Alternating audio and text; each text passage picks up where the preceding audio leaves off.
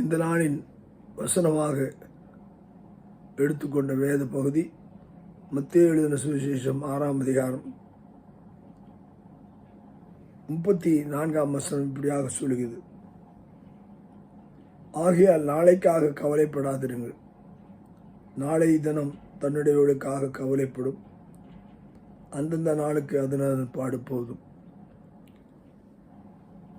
நாம் நேற்று தினத்திலே பார்த்த காரியம், ஒன்றுக்கும் கவலைப்படாதிருங்கள், முதலாவது தேவனுடைய ராஜ்யத்தையும் நீதியும் தேடுங்கள் என்று சொல்லி நாம் அந்த வசனத்தை தியானித்தோம். இன்றைக்கு இந்த நாளுக்காக, நேற்றைய தினம் கடந்து விட்டது, புதிய நாள் நமக்கு கொடுக்கப்பட்டிருக்கு. இந்த நாளுக்காக நீங்கள் கவலைப்பட வேணாம்.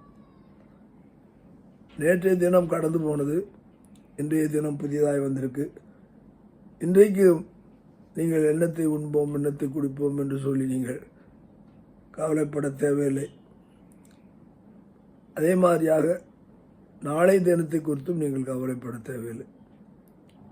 நாம் அவரை தேடுகிறோம், அவருடைய ராஜ்யத்தை தேடுகிறோம். அவரை நாம் முதலிடம் வைத்து அவருக்கு நாம் நம்மை போஷிக்கும்படியாக, நீதான் எல்லாம் எங்களுக்கு இருக்கிறீர், நீர் எங்களுக்கு சகலத்தையும் செய்கிற தேவன், நீ சகலத்தையும் செய்ய வல்லவர் என்று சொல்லும்போது, இந்த நாட்கள் எல்லாம் அவர் கொடுக்கும்படியான நாட்கள். நேற்றைய தினத்தை கொடுத்தவர் இன்றைய தினத்தை கொடுத்திருக்கார், இன்றைய தினத்தை கொடுத்தவர் நாளைய தினத்தை கொடுப்பார்.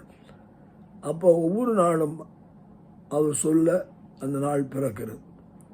சூரியன் அங்கே உதித்து அது மறையும் வரைக்குமாக அந்த நாள் அவருடைய கட்டுப்பாட்டுக்குள்ளாக இருக்கிறபடினால், நாம் இந்த நாளுக்குரிய காரியங்களை கூட, நாளைய தினத்தை கூட நாம் கவலைப்படாதபடிக்கு அந்தந்த நாள் அதை தந்து நமக்கு சகலத்தையும் கொடுக்கும் என்ற நிச்சயத்தோடு கூட இதில் நாம் தியானித்து நாம் ஆசீர்வாதத்தை பெறுவோம்.